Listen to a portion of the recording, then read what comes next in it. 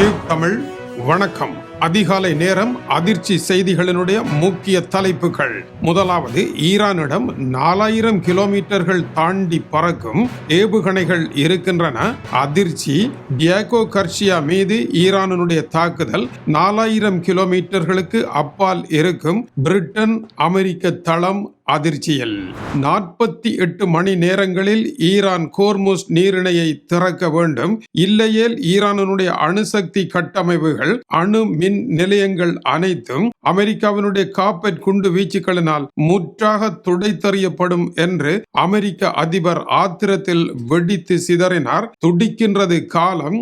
உலக அழிவு கடிகாரத்தினுடைய முட்கள் டிக் டிக் டிக் என வேகமாக ஓடிக்கொண்டிருக்கின்றன. ஈரான் பதிலடி. நாங்கள் தயார். எங்களுடைய அணுசக்தி கட்டமைப்புகளை நீங்கள் அளித்தால் உங்களுடைய வாள்களாக இருக்கின்ற மத்திய கிழக்கு நாடுகளினுடைய சக்தி வளங்கள் அனைத்தையும் சுடுகாடாக மாற்றுவோம். சவாலுக்கு சவால், அடிக்கு அடி, வெடிக்கு வெடி என்று ஈரான் சவால். உலகம் கெடிக்கலக்கம். இஸ்ரேல் கடுமையான எச்சரிக்கை. ஈரானுடைய ஏவுகணைகள் லண்டன், பாரிஸ், பெர்லின் உட்பட 12 நாடுகளை ஐரோப்பாவில் தொட்டு சுடுகாடாக மாற்றும் என்று கடும் எச்சரிக்கை. துடிக்கின்றது கால கடிகாரம். துப்பாக்கிய துணை ரிவால்வர் ரீட்டா போல நிலைமை மாறிக்கொண்டிருக்கின்றது. 24 மணி நேரங்களில் இரவெல்லாம் சவுதி அரேபியா, அரபு எமிரேட்ஸில் தூங்க முடியவில்லை. ஈரானுடைய தொடர் தாக்குதல்கள். ஈரானுடைய ராஜதந்திரிகள் 5 பேரை விரட்டி அடித்தது சவுதி. இங்கே வரக்கூடாது என்று ராஜதந்திர முறிவு இரவு வெடித்தது. இஸ்ரேலினுடைய அணுசக்தி நிலையத்தை தகர்ப்பதற்கு வெகு அருகில் ஈரானுடைய ஏவுகணை தாக்குதல். 38 பேருக்கு மேல் படுகாயம். இஸ்ரேல் கெடி கலக்கத்தில். போகாதே போகாதே என்கனவா, பொல்லாத சொப்பனம் நானும் கண்டேன் என்று கோர்முஸ் நீரிணைக்கு டென்மார்க்கினுடைய போர்க்கப்பல்கள் செல்லுமாக இருந்தால் மிகப்பெரிய ரிஸ்க் இருக்கின்றது. இருட்டான இடம், கண்கள் சரியாக கணிப்பிட முடியாது. கப்பல்களின் நெருக்குவாரத்திற்கு உள்ளே திருவிழாவின் ஜனக்கூட்டத்தில் சிக்கப்பட்டது போல சிக்கப்பட நேரிடும். கவனம் கவனம் என்று எச்சரிக்கை.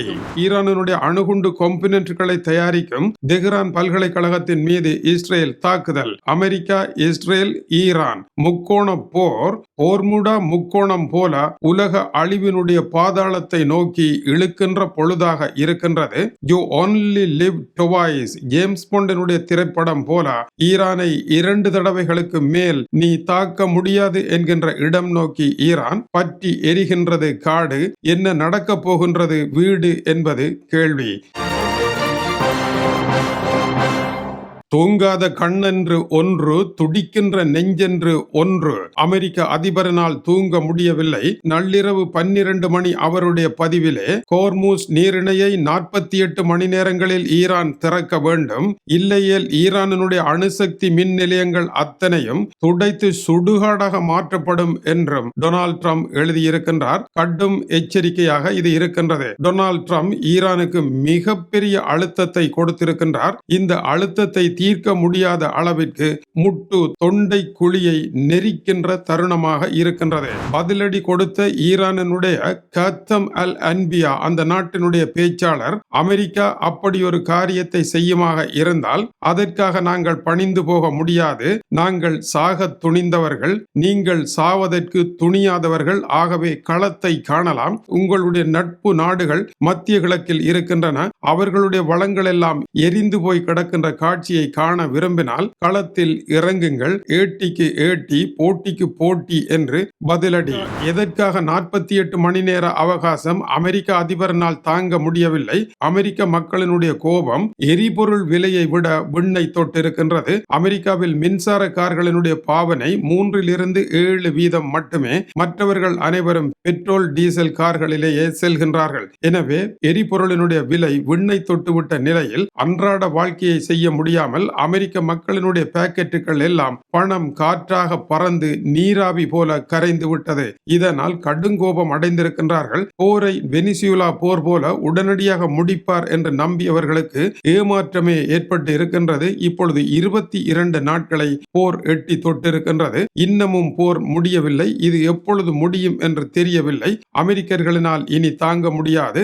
அமெரிக்க அதிபரை பொறுத்தவரையில் 48 மணி நேரத்திற்கு மேல் அவரிடம் பொறுமை உண்மை இல்லை. எனவே அடுத்த கட்ட போரின் அபாய இலக்கை அவர் அடையப் போகின்றார். இந்த இலக்கு மிக ஆபத்தானது. இன்று காலையுடன் ஈரான் போரில் 1500 பேர் மரணமடைந்ததாக உத்தியோகபூர்வ எண்ணிக்கை வெளியாகி இருக்கின்றது. ஆனால் உண்மை தொகை 2500க்கு மேல் என்றும் இதில் பெருந்தொகையானவர்கள் பொதுமக்கள் என்றும் தெரிவிக்கப்படுகின்றது. சவுதி அரேபியா, அரபு எமிரேட்ஸ் இரு பகுதிகளிலும் நேற்று இரவு முழுவதும் ஈரானுடைய தொடர் தாக்குதல்கள் நடைபெற்றுக் கொண்டிருந்தன. பெலிஸ்டிக் ஏவுகணைகள், ஆளில்லா விமானங்கள் இரவிரவாக இரைச்சலிட்டு பறந்து கொண்டிருந்தன. மக்கள் உறங்க முடியாத நிலை. கோபமடைந்த சவுதி அரேபியா ஈரானின் தூதுவர்கள் 5 பேரை தங்களுடைய நாட்டில் இருந்து விரட்டி அடித்திருக்கின்றது. நொன் கிரேட்டா, தங்களுடைய நாட்டுக்கு விரும்பப்படாதவர்கள் என்று ராஜதந்திர முறிவை ஏற்படுத்தி இருக்கின்றது. இதற்கு பதிலடியாக இன்று ஈரானும் திருப்பி அனுப்பலாம். ஈரான் சவுதி உறவில் வெளிப்படையான முதல் முறிவு ஏற்பட்டு இருக்கின்றது. நிலைமை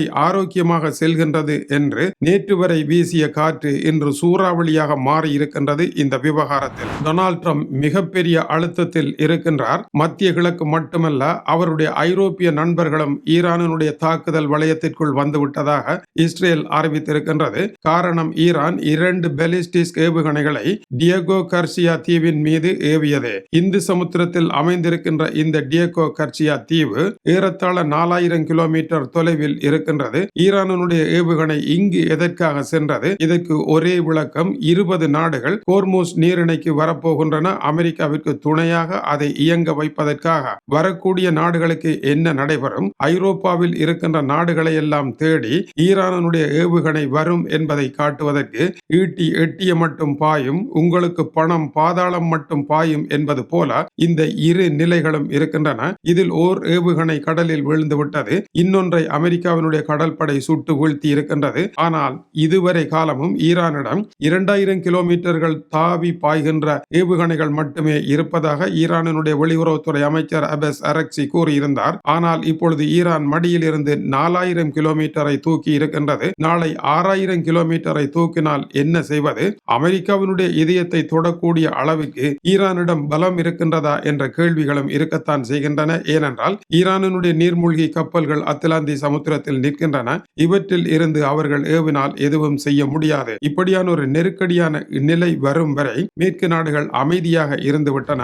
ஈரான் டியகோ கர்சியா என்கின்ற இந்த ராணுவ தளத்தை நோக்கி ஏவி இருக்கின்றது. ஆனால் இதை மாற்றி போடுமாக இருந்தால் ஐரோப்பா முழுவதையும் அது எட்டி தொடும். ஐரோப்பாவில் 12 நாடுகளினுடைய தலைநகரங்கள் எரிந்து சுடுகாடாக மாறக்கூடிய அபாயம் இருக்கின்றது. இதனால் ஐரோப்பா கெடிக்கலக்கத்தில் இருக்கின்றது. இஸ்ரேல் அவசர அலாரம் அடித்திருக்கின்றது. ஈரானுடைய ஏவுகணைகள் ஐரோப்பாவை தொடப்போகின்றன. எச்சரிக்கை, எச்சரிக்கை என்று.